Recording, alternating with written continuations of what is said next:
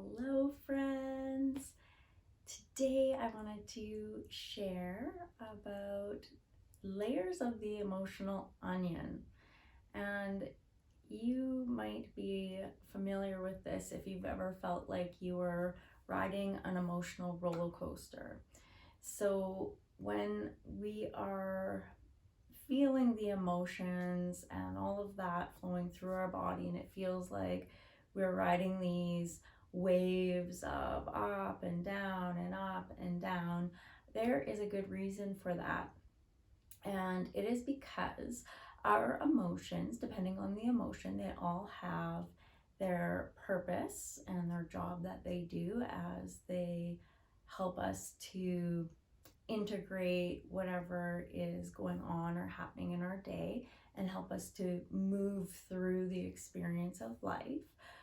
But when we end up with accumulating a lot of negative emotions, it ends up looking like riding this emotional roller coaster.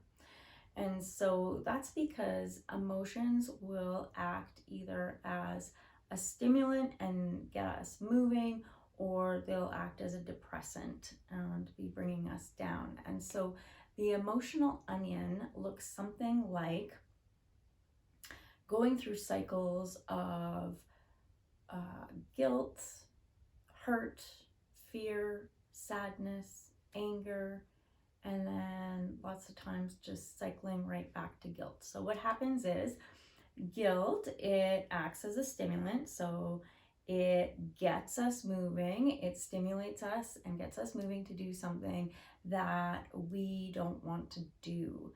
If we were honest about it, we would say no, but maybe we don't want to hurt anyone's feelings, or we feel we don't have a choice. So we go ahead and do something that we don't really want to do and betray ourselves in some way, and then we feel guilty.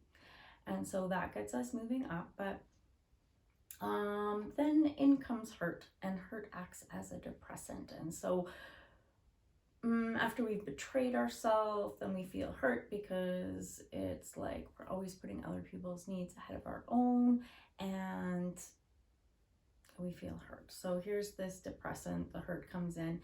But then in comes fear, and fear acts as a stimulant, and it gets us moving because we are trying to avoid all of that hurt. Like, no. So whatever we need to do, we are in motion trying to avoid hurt. So it gets us going up, but then we can't be running in fear or feeling all of that fear all the time. So in comes sadness, and sadness acts as a depressant. And sadness, though, every emotion has a healthy expression. And so sadness is, the healthy expression of sadness is that oftentimes when we are in a space of sadness is where we have the greatest clarity of thought. And so it's when we think, and it's usually when we think, okay, well, there's some things here that need to change because I'm not happy with what's going on right now. And then that is when anger comes in. And the healthy expression of anger is to move and change things. The problem is that most of us haven't been taught how to express anger in a healthy way. And so we bottle it and suppress it, or it just comes out explosively. And so again, it's a stimulant. And if we are taking action on the thinking that we've been doing, the anger or energy will actually move us to take the action required to make the changes that were making us sad. But without knowing that, it usually comes out explosively, or is directed outward, or anger inward.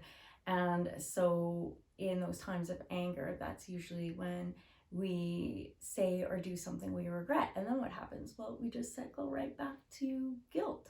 And then we do the emotional onion all over again and ride that roller coaster of highs and lows and end up feeling quite depleted and exhausted. So if you are interested in learning more about your emotions and what they have to tell you, please comment, reach out, ask any questions you may have, and I cannot wait to connect with you then. So I hope you have found this little information on emotions helpful, and that they will help you recognize what's taking place and allow you to step off that emotional roller coaster that much sooner. And thank you for being here. Bye for now.